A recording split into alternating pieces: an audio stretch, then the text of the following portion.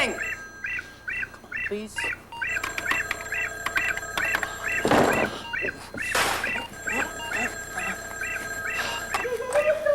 ¡Ya voy!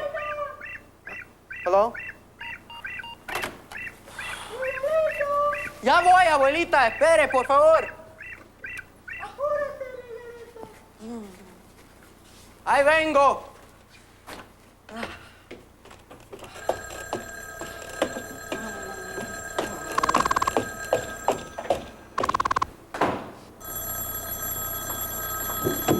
Miguel? Hello? Hello? Guess he's not home. Want to work on the program? Can't. We need Miguel for the graphics. Right. We better find him, too. Otherwise, we'll never get it done in time for the club contest tomorrow. Hey, maybe he's still at school. I'll walk and meet him. Okay, and while you do that, I'll hit the computer store, and maybe he's there, and I'll pick up the extra discs. Good idea. At least we work together as a team. Yeah.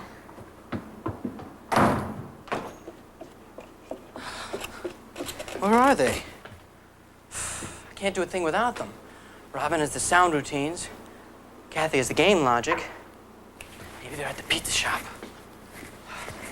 Some team. Okay, this is gonna be a practice mission for the Flight for Life team, right?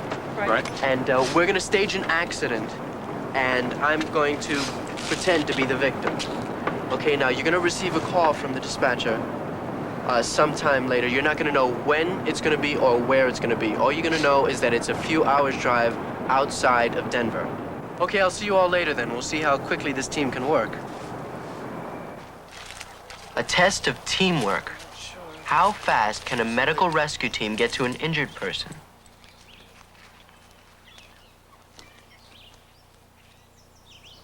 Test place, the Rocky Mountains.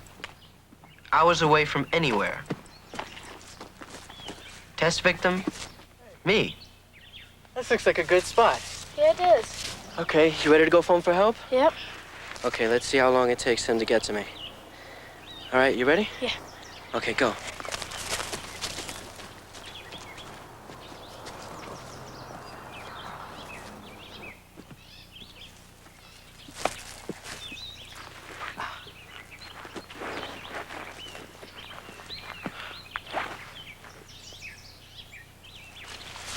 Miguel. Hi, Miguel. Yeah. Hi. My name is Jean, and this is Stu, and we're with the rescue squad. Todd told us that you fell down and hurt yourself. Yeah. Okay, we've already contacted your parents. Can you tell us what happened? I think I just fell from the ledge. Okay, we're gonna do a body survey on you now, Miguel. All right?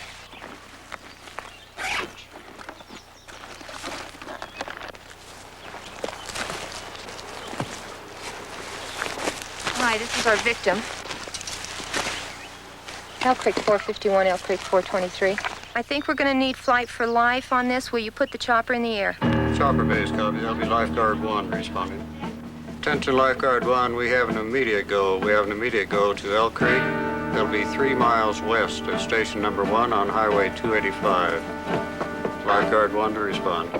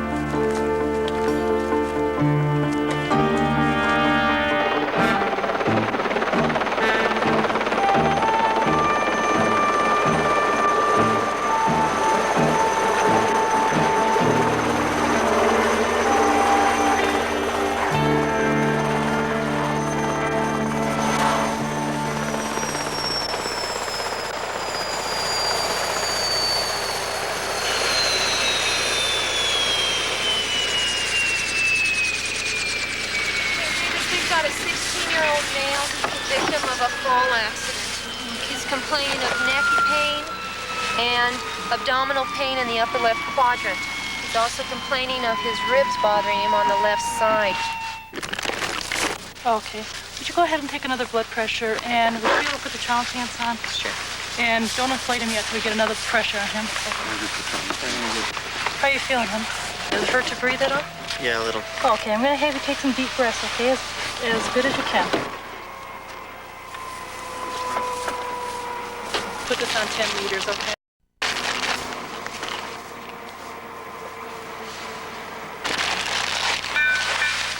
And I'm gonna just go ahead and start another IV line, and then we'll be taking off soon. Do you have the other pressure yet? Second pressure is 70/40. Okay. Okay, You can just Miguel. head and hold us. On 3? Okay, 1, 2, 3. Okay, let's put the sandbags on here and let's tape them down. And go ahead and wrap the trauma pants around, and let's get those inflators things. We gotta get this blanket out from under. The buckles?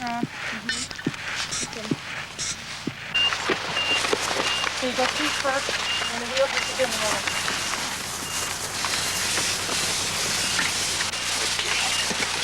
One around, wheels in. Okay, great.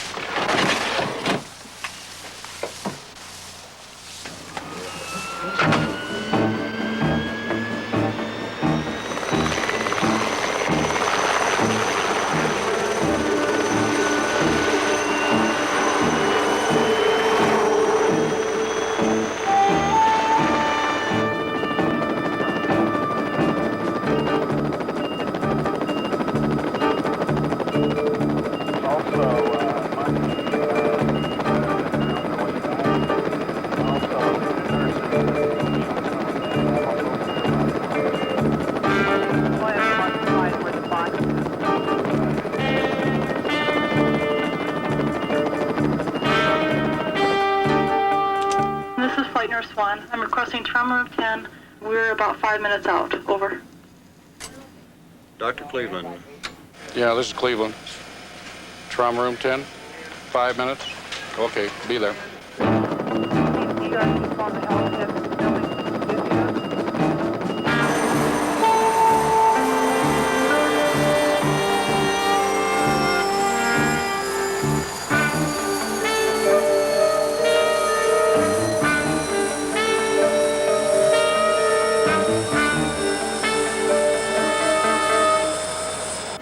Excuse me.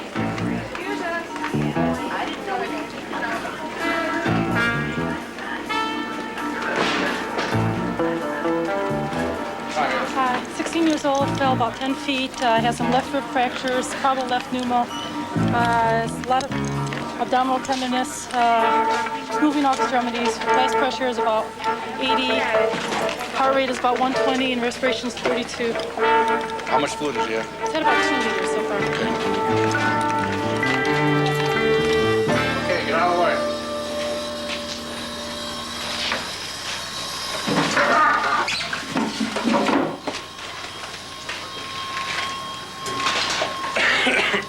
Semi-Haggis idea, please. What's the blood pressure? Blood pressure's 100. Pulse. Pulse. 80. Was he stable on the way in? He was stable. Let's get a central line in him, Scott. Jim, let's get a couple other peripheral lines in him. Let's do a tap on his belly, since we know he's got a distending belly. Let's get his clothes off. Let's get him over Ready? first. 1, 2, 3. Okay. Somebody pull a card out, please. Open your mouth. Wait a second. This is just a practice. That's right. Hold on. Hold everything. Oh, boy. That was close. How'd you like that? It's impressive, very impressive. Total time, just under an hour. I was here before I knew it. This was really a great team effort. I mean, they had one team to rescue me, one team that put me in the air, and all of you that have me in here. Everyone in this room has a specific job, and they all work together. They do. And you're only as strong as your weakest link. Except for a few of us doctors, all of this trauma corps that we called here, no one knew that it was anything other than a straight trauma corps, and you could see how fast they responded. Yeah, I can see that. If I didn't get up on my own, I'm afraid of what might have happened. Your clothes would have gone. Yes. Miguel? Kathy? Great, nobody's here now. Okay. No. I better not touch it without Miguel and Kathy. Paco! I saw him down the block. Maybe he knows where they are.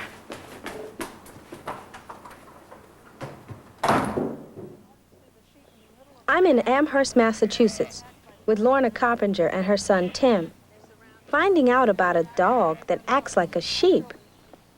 The Coppingers raise a kind of sheep guarding dog that actually joins the flock. He does the same thing sheep do. He lies around with the sheep all day. He loves it when nothing is happening in the sheep pasture.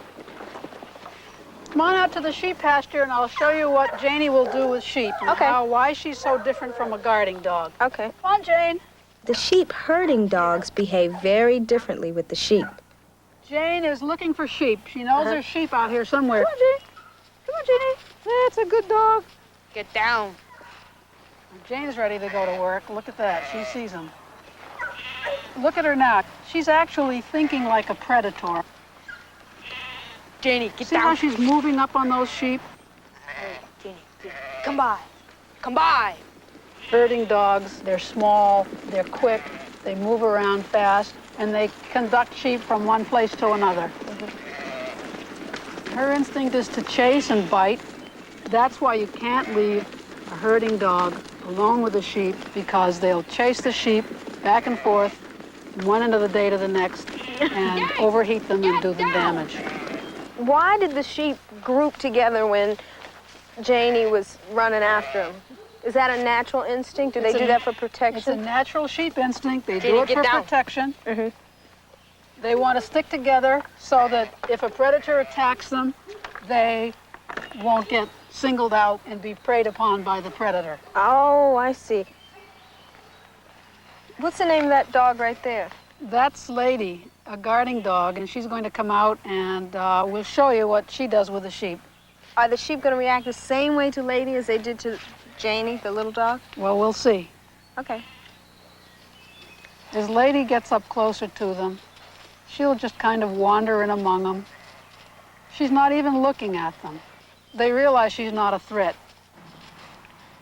She's a little lighter than a sheep, but she's kind of sheep-shaped. She's shaggy. She keeps her head down. Shepherds have selected guarding dogs to not scare the sheep. When the sheep see the guarding dog, they don't get upset. So the dog can stay in there all day with the sheep and protect it just by being there. Nothing's happening. And that's the way it should be when a guarding dog's with the flock. What would happen if I walked up there towards Lady? Well, why don't you go see? Okay, you gonna be behind me? Right behind you. Okay. She's keeping a pretty good eye on me. She'll watch you, and when she thinks you're too close, she'll let you know. Oh, she's let me know. Now she thinks you're a little too close. She doesn't know me either, so does that mean she's really gonna react kind of Well, harsh? You're strange to her, and that's what these dogs react to, is novel stimulus.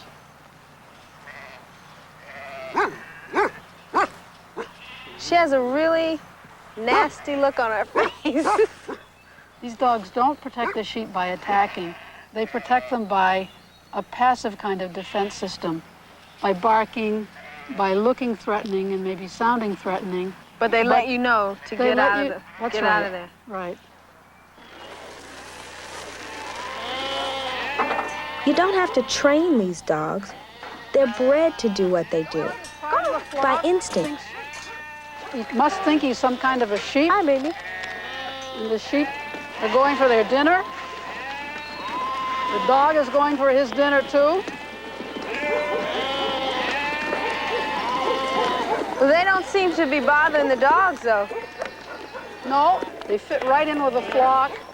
They are accepted by the flock. And if that's not behaving like sheep, You don't know what it is? I don't know what is. It's called social synchrony. If everyone is eating, then the dogs want to eat. Gone, y'all. I'm getting the hang of it, huh? You're going to be a real shepherd. For sure. Well, this is so great. I mean, everything you do is that what you want to do when you grow up? I I think this is really a nice place. Wonderful job. I've never been around sheep before, so it was different. Bye-bye. Come on. You have to stay, puppy.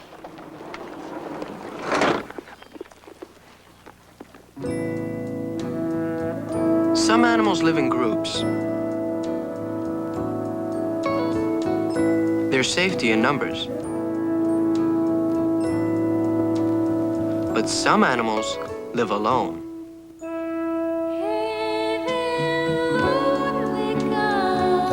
This puma may look lonely, but hunting alone is his survival style. Birds of prey spread out in search of food. Unlike most apes, the shy orangutan is another loner. Even if loners grow up in their parents' care, later they survive on their own.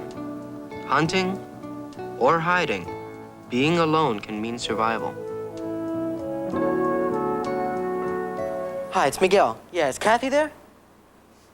Oh, are you expecting her anytime soon? No? No, that's okay. No message. All right, bye. Oh, come on, you guys. The computer store's gonna close soon. And we need those extra discs. I'm not gonna wait.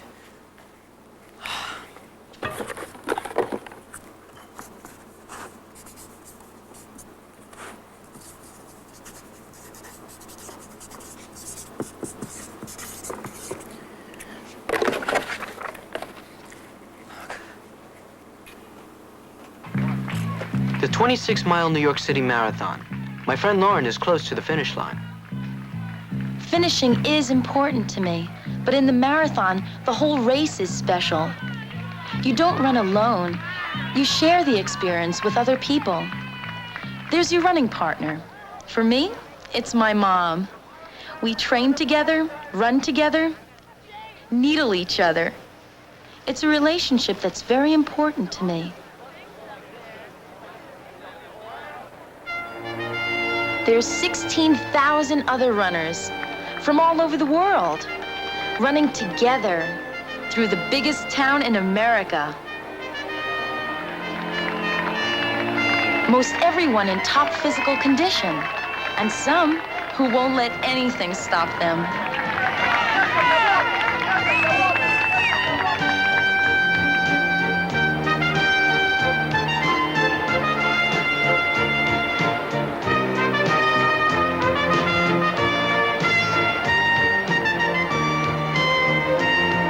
That togetherness keeps you going.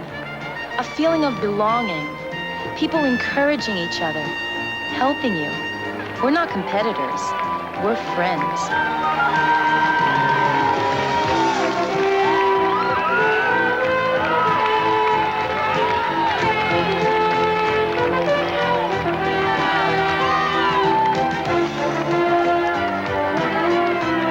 And 2 million spectators. I mean, how often does somebody like me get cheered on by 2 million people?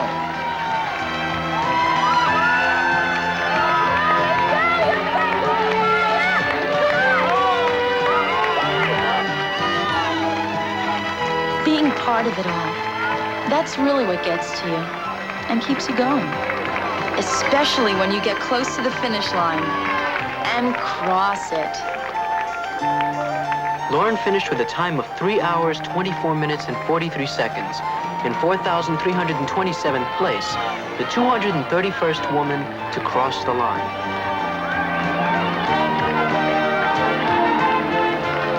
Statistics aren't all that important because everyone's a winner in the New York Marathon. Water, and I refuse to walk. Something you can be proud of. But it's the feeling of family. That we've all done something together. Together. To me, that's very special.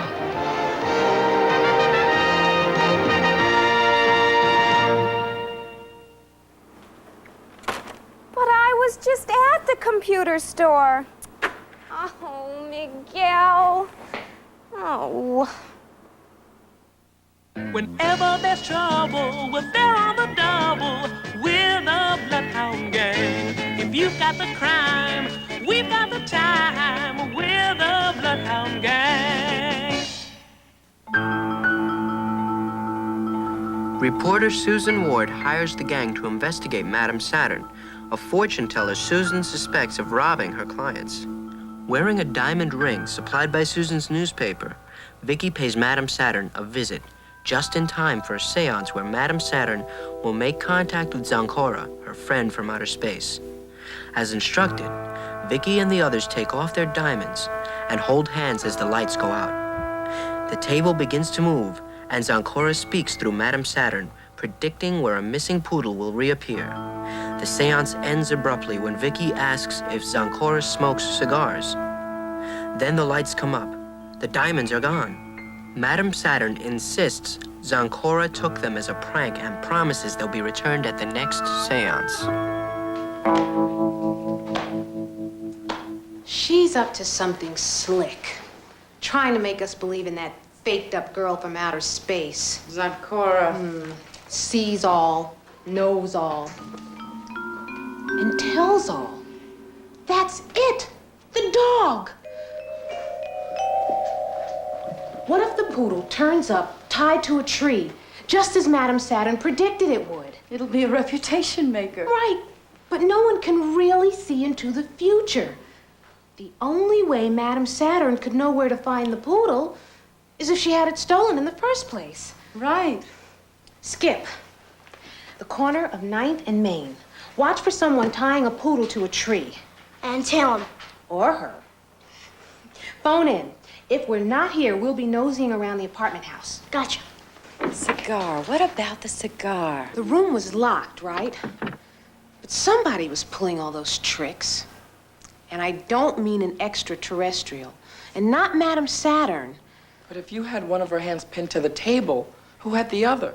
Colonel Bruff. But I'm sure he's in the clear.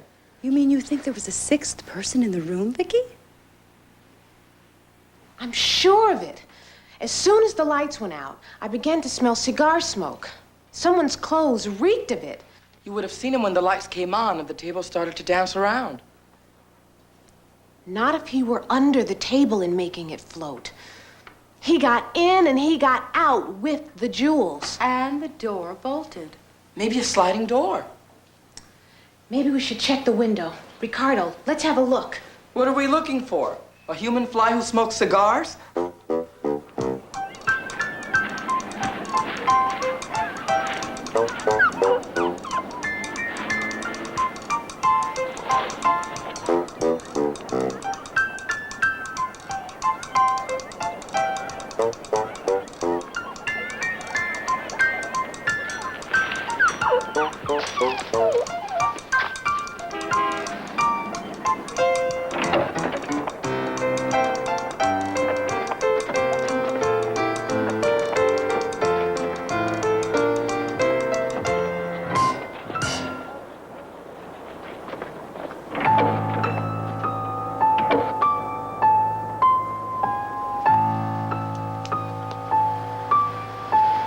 Zancora could have used a ladder. No marks of one. Look, footprints. Pretty deep. Zancora, or whoever it is, must weigh a ton. Here's another set of footprints. Look there, a third set. His name is Jackson. He's an acrobat. The dog napper? Yeah, there's a whole bunch of them. That's it. Ricardo, load your camera with fast film tonight. We're gonna need it. What? Madame Saturn was married to an acrobat, one of the 5 jumping Jacksons. I bet they dusted off their old act. If any of these pictures come out, my paper will want to use them. Will I get a byline? You bet.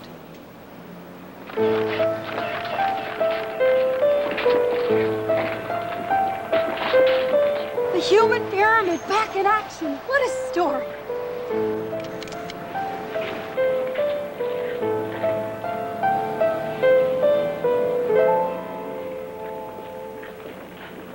Come to us. Enter. Enter. Hold it, gents. We got some police jewelry here, just your size. And I think you're gonna like them. Right this way, gentlemen. Let's go. That's it. Move it. Move it. Dear sweet Zancora, you've brought the jewels, haven't you? You've forgiven us. And now, you must return to the stars. My diamond earrings.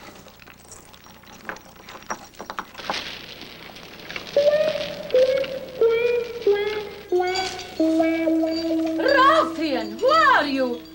What right have you come in here? Madam Saturn, may I introduce Zancora? Oh, don't be ridiculous.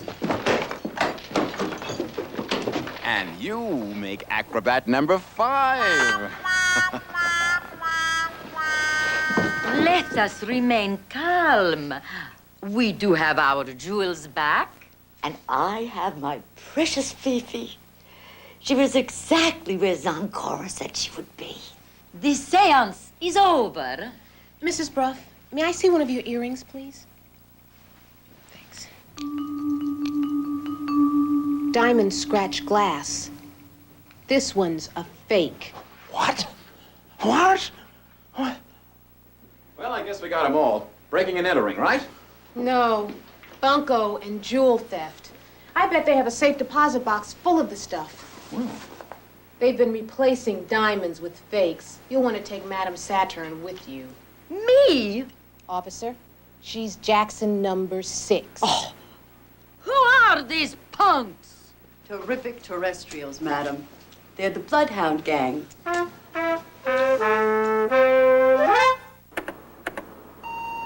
Ooh, this is just not gonna work. Oh, maybe that's them. Robin! Miguel! Where were you? Where were you? How could you Wait a second. I walked all the way to school. I was here all day. But I was here all day. I went to the pizza shop. I went to the pizza shop and then the computer store to look for you. The pizza shop door. Hold it. Hello? The A-team strikes again. Come on, you guys. We got to get together on this program or we'll never finish in time. But why couldn't you start by yourself? Well, why couldn't you? Because I couldn't do any more with the graphics until I knew the timings on the sound effects. And I couldn't do anything with the sound until I knew how much time was left on the main program loop. Well, I couldn't do anything with the main program loop till I knew how many moving figures you needed on the screen. Well, I couldn't figure that out until I knew how much memory space we had. Well, I couldn't figure that out either.